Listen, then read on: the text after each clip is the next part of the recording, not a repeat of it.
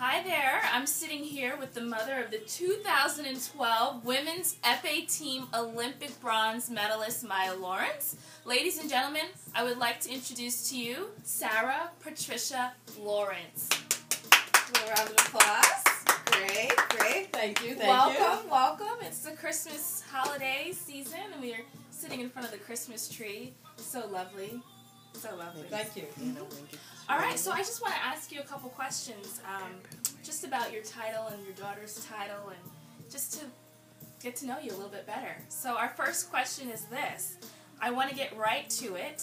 So what was going through your mind when Maya and the Olympic team won the bronze medal? What was going through your mind at that time?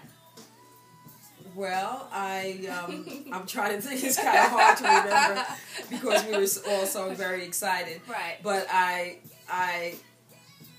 my first thought is that she's finally done what she's wanted to do. She's fine. No. Yeah. Okay. Yeah. Okay. She's finally succeeded at doing something that was really one of the most important things in her life. And I was really happy that she had accomplished it, and that she was happy.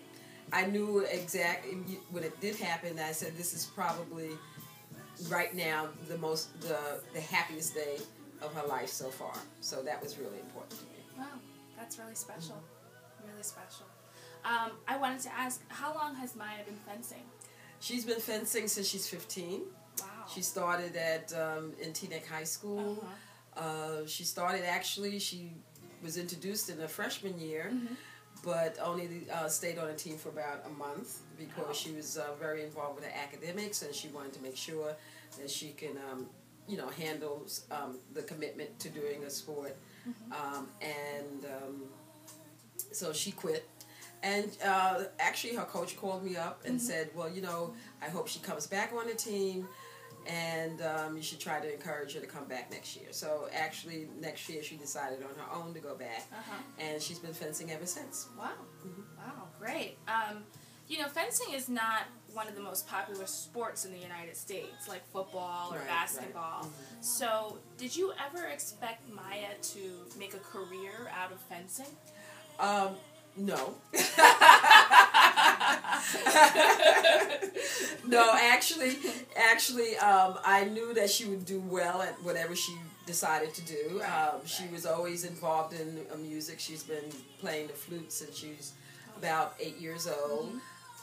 But she's always did quite well in school, on honors. So I expected her to succeed at something and do it quite well.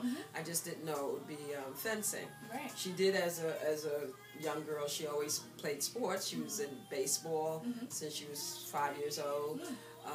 Played a little basketball for just one season, but baseball she did every year up until she was about 11, 12 years old. Wow. So she was always athletic. Great.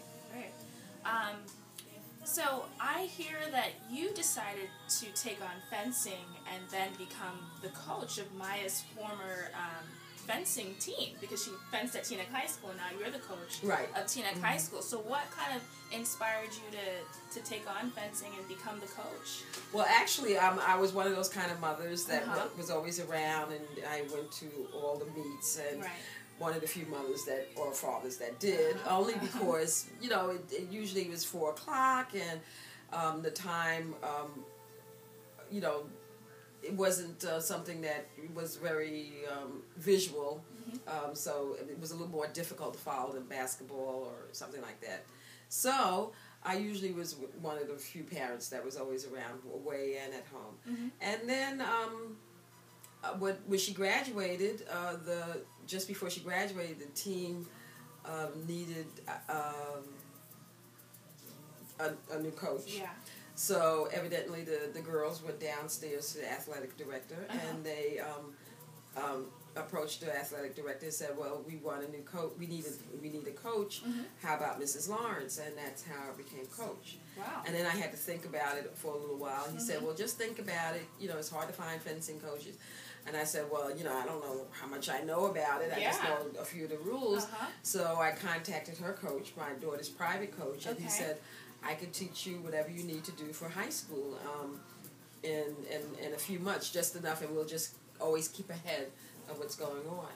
And so that's what I did. I started taking lessons. I went to coaches college, went away to coaches college for an intensive course in coaching and fencing. Right. And from there, I started competing myself and kept taking lessons, and learning.